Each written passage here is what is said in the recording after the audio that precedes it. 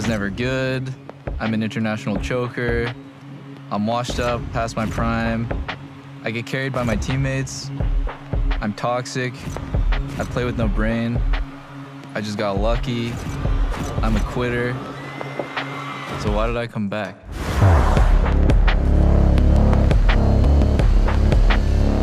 I'm one of the OG pro players. Back when I first started playing, there were no heroes. No villains either. Over the years, I've been both. People either love me or they hate me. They think they know me, but they don't. Something in here?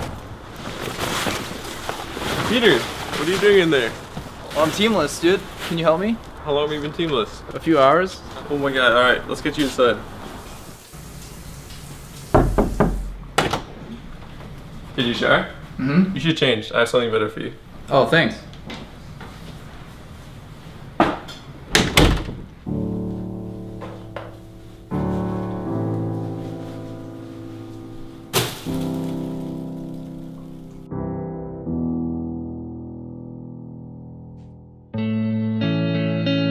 Hey guys, Doublelift here, and I'm here to bring you an announcement. Bittersweet. Peter, what are you doing in there? Well, I'm teamless, dude. Can you help me? There's been a lot of talk about whether or not I'm gonna retire, whether my plans are to retire or continue playing, and especially most notably, like in Worlds, I said that I didn't have that much left in the tank, sort of alluding to retirement. And yeah, so I'm here today to announce that I will be taking a break, but it won't be a retirement. I've always really loved the idea of being a pro player and the prestige and the drive and the fulfillment, the fans. Like, everything about it has changed my life. As a result of that, I guess, I put a lot of myself into it. You know, every day of these last 6 years, I think about it and I try to be a better player and I try to be a better teammate.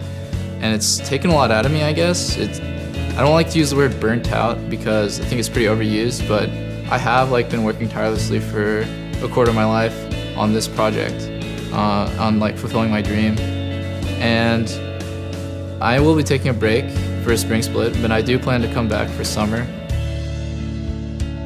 And whether it has to be that I fight for my spot or that we have a sub-out system or whatever, I will do my best to come back for summer. Mooney goes down, now it's going to be on a Wild Turtle, they try to get Indy flashes forward, that's going to be the hit, Wild Turtle's getting the ricochet now, they're double-lift rather I should say, and it's the triple kill, going forward in the fight, pending, that's going after, that's going to be the hit, the passive is on, do they turn around for the kill, Monster fighting a minion, almost goes down, Doublelift breaks up the pentagon, the 1600 damage crit, and on the double blow, the Idios and have a back and trades in the fight, but it's down, against the GA, never killing them all, kills everybody, they've got 3, Impact goes down, and A's for TSM! I've considered full retirement before, and it's been something that's been looming for years and years.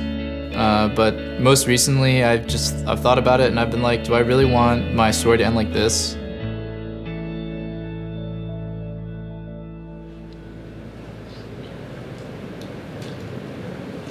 Sorry that we pretty much lost that game because their ball lane was really fit.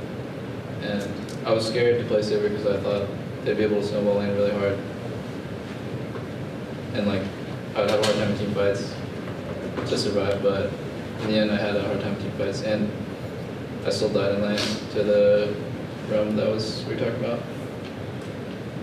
pre-game. And yeah, I'm just sorry that I did that.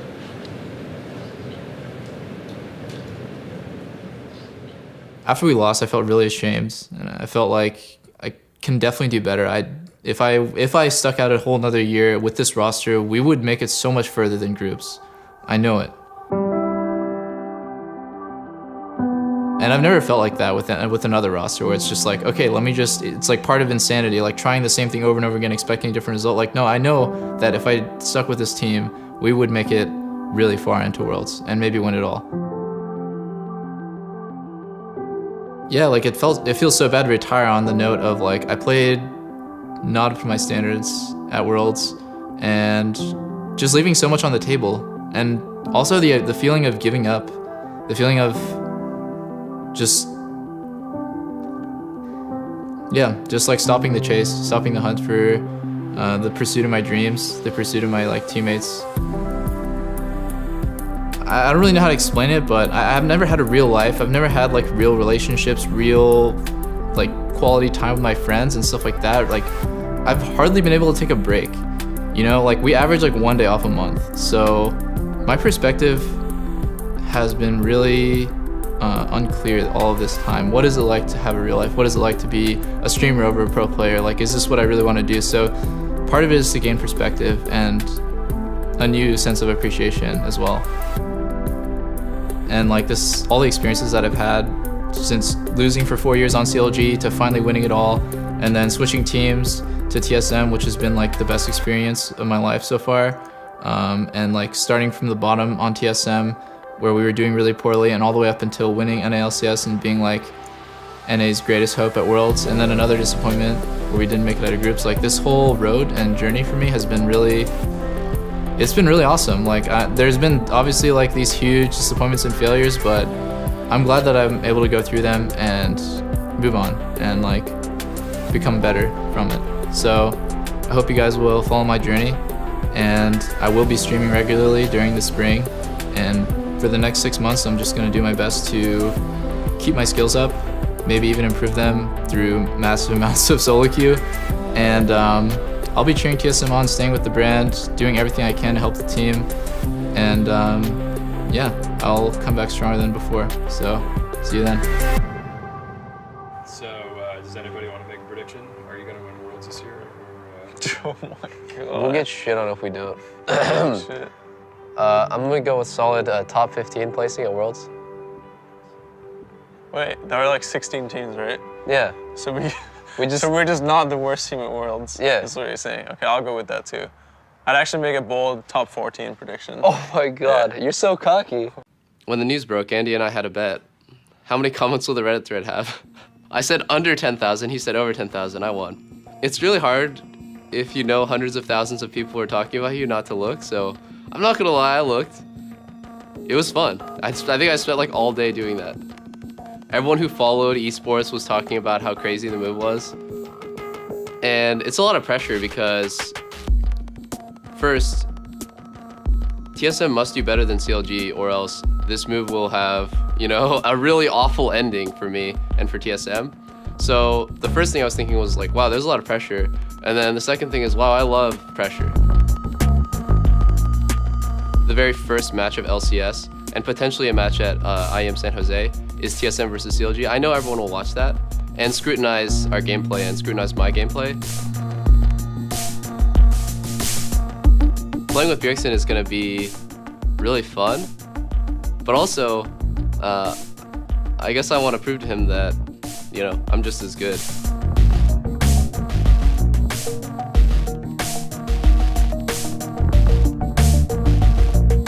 People have this misconception like, oh, you know, both of these players take so many resources. Like, I'm pretty sure Bjergsen has no problem either, but I'll just speak for myself. I have no problem with getting like no resources because I'm playing with Bjergsen and I know that he'll be able to take a lead and turn it into a win.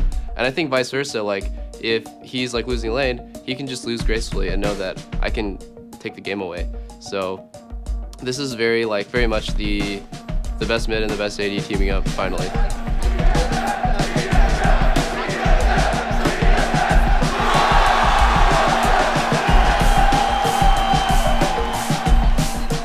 I've done a lot of talking in my career, and so has TSM, and neither of us have shown great results internationally.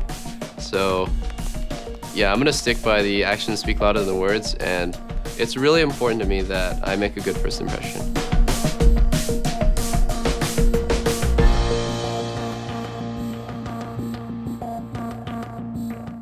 The most agonizing defeat of my career was versus Samsung.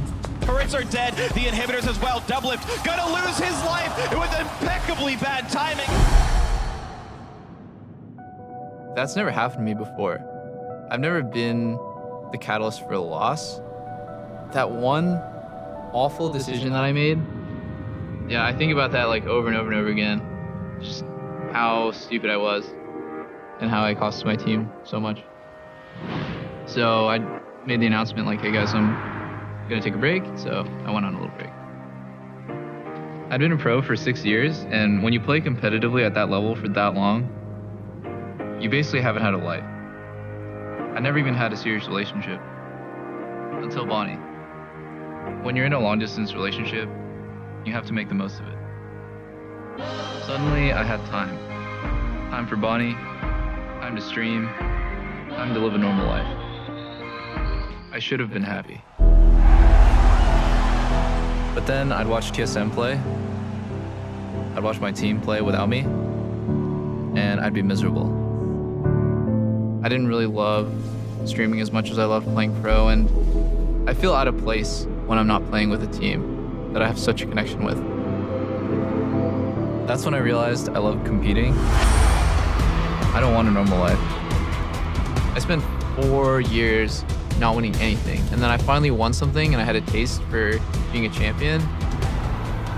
That's what I want, you know, but I want it bigger. I don't want to just win NALCS. I want to win Worlds, and I hope people will remember me as one of the first North American World Champions. So why did I come back? I came to win.